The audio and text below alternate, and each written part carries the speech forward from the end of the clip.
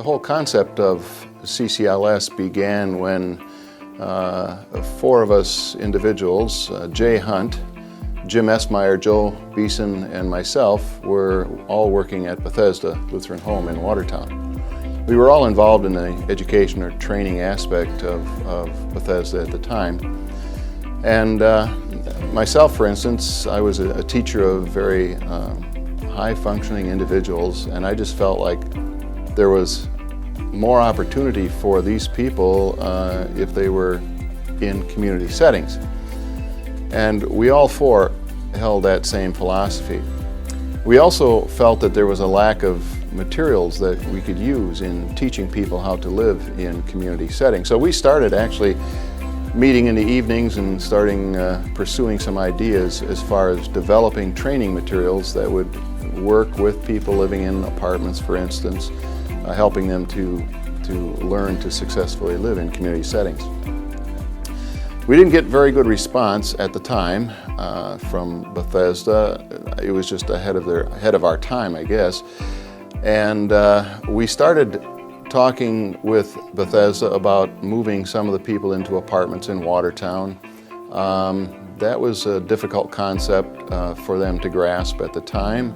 We then talked to the Lutheran Church Missouri Synod about doing something like that on a larger scale. They seemed excited at first, but the whole concept just kind of bogged down, didn't go anyplace.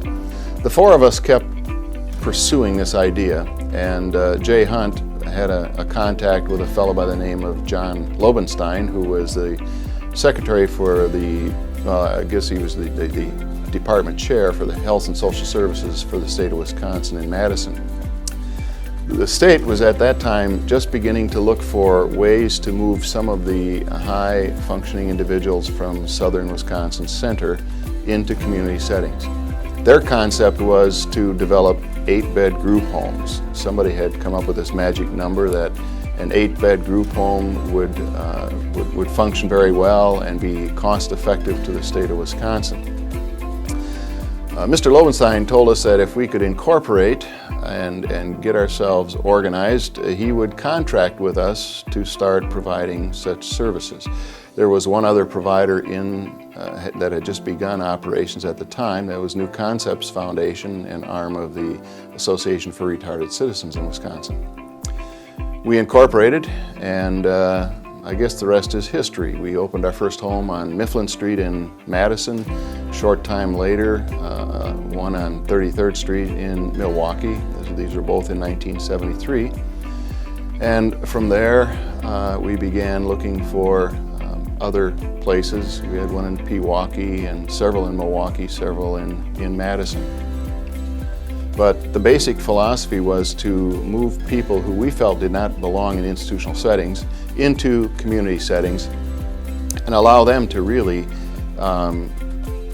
set the pace and govern what was going to happen to them as far as training, living, working, and playing in community settings.